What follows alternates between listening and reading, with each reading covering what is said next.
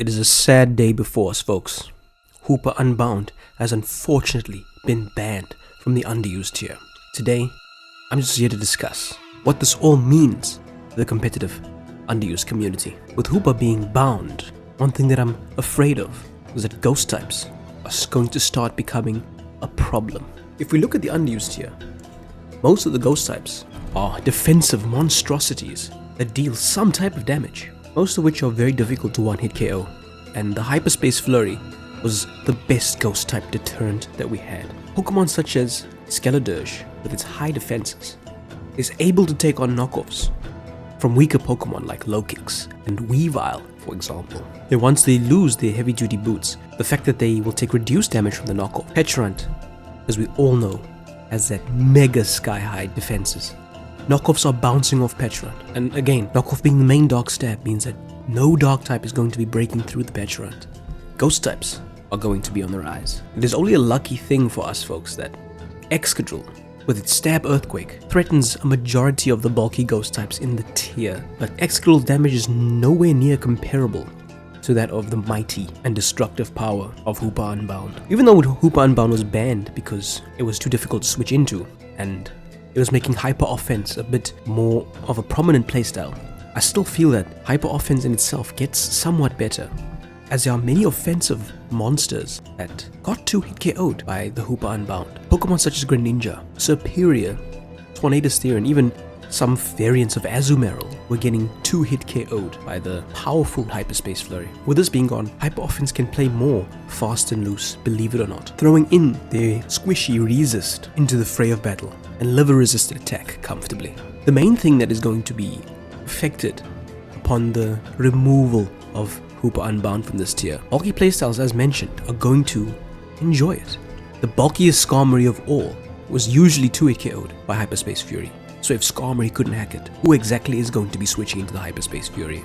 The fatter Pokemon are going to have a much easier time to annoy you and dance around whatever attacks you may want to throw at them. Especially Cobalion, which no longer has to be thrown into every type of physical attack and be worn down uncomfortably quickly, where it can no longer check a Hoopa-Unbound. Other physical attackers are not as great of a threat unto the Cobalion, and it is time that Skarmory, Blissey, Clodsire, even Slowking to a certain extent, even though Slowking was popular, they're all coming back with a vengeance.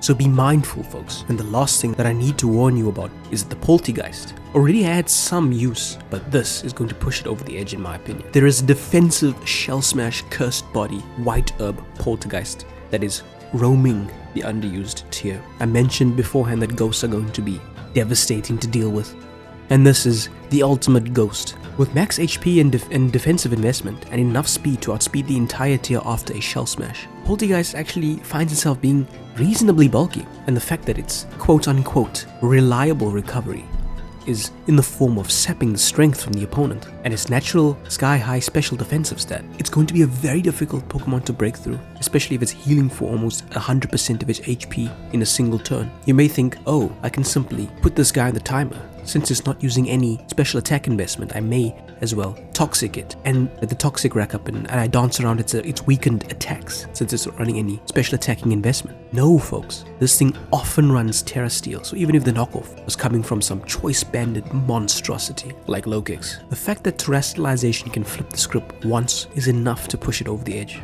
You are going to find yourself in deep danger very quickly when staring down a defensive Poltegeist. This is the next Pokemon to be mindful of and weary of. So there you have it, folks. A sad day indeed. The ultimate breaker, keeping the bulkier behemoths in their place, has been removed from the underused tier. Though it has not yet been implemented, it soon shall be the case. If you did enjoy this video, folks, please be sure to leave a like and subscribe if you have not done so already. And let me know in the comments down below, now that Hoopa has to go, who are you going to be relying on to break these defensive teams? For me, specifically, we're going to have to go back to the days where Ogerpon Cornerstone was. Swords dancing and hitting everybody hard with the power cudgel. But perhaps you can find a better solution, so I'd really love to know your thoughts. Until next time, folks, nonetheless, short and sweet as usual, but we'll be U-turning out. Thanks for watching.